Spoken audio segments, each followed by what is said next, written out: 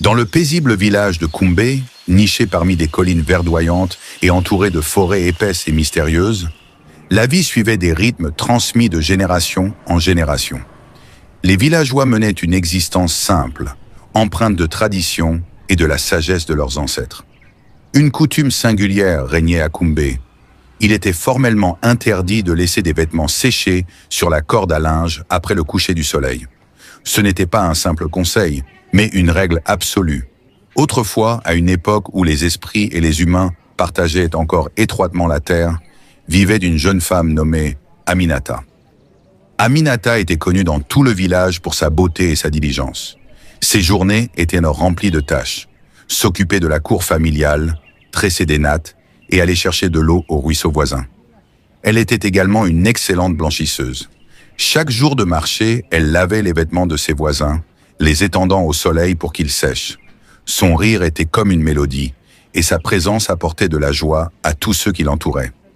Un jour de marché, alors qu'Aminata lavait des vêtements, le ciel s'obscurcit plutôt que d'habitude.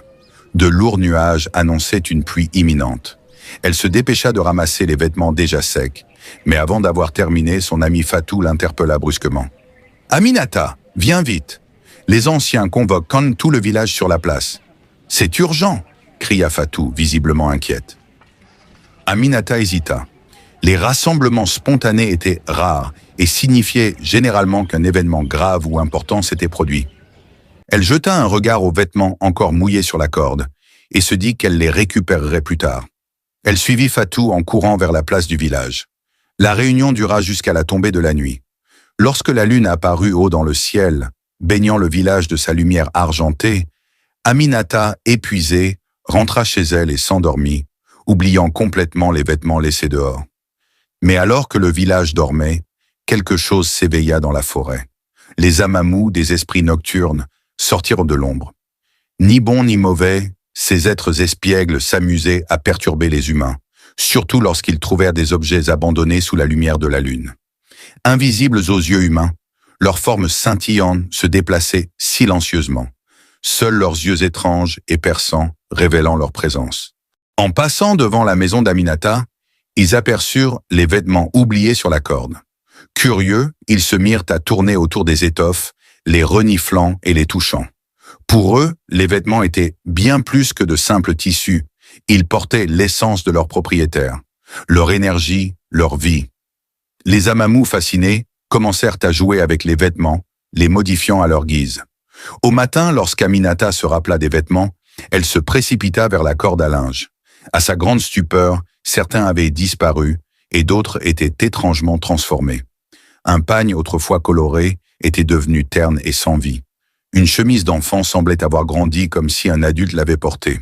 La nouvelle de ces étranges événements se propagea rapidement. Les anciens se réunirent pour comprendre ce qui s'était passé.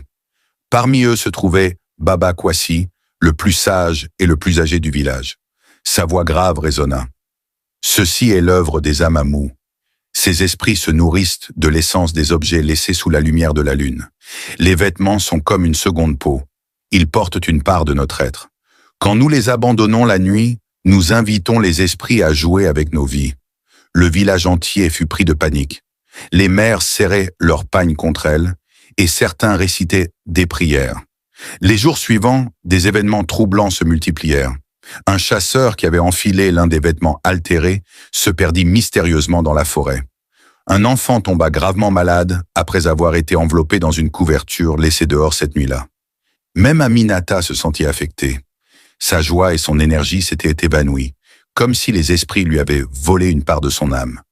Désespérée, Aminata alla consulter Mama Doumbia, la devineresse du village. Avec ses pouvoirs, Mama Doumbia révéla « Les esprits sont en colère. Ton imprudence les a offensés. Si tu veux briser la malédiction, tu dois leur offrir des sacrifices et jurer de ne plus jamais laisser de vêtements dehors la nuit. » Aminata suivit ses instructions à la lettre. Elle déposa du vin de palme, des ignames et des noix de kola à l'orée de la forêt et promit solennellement de respecter la règle. Peu à peu, la vie reprit son cours normal, mais les habitants de Kumbé n'oublieraient jamais cette leçon. Depuis ce jour, personne à Kumbé, ni dans les villages voisins, ne laisse de vêtements sur la corde après le coucher du soleil. Ce n'était pas qu'une superstition, mais un rappel du fragile équilibre entre le monde des humains et celui des esprits invisibles. Ainsi, au crépuscule, les habitants de Kumbé veillant toujours à rentrer leurs vêtements, s'assurant qu'aucun fil ne soit laissé à la merci des Amamou. Merci d'avoir suivi cette histoire captivante sur les contes africains de Kumbé. Si vous avez aimé, pensez à aimer la vidéo et à partager vos impressions en commentaire. Et dites-nous d'où vous regardez pour que nous puissions vous saluer dans notre prochaine vidéo. À bientôt pour d'autres récits fascinants.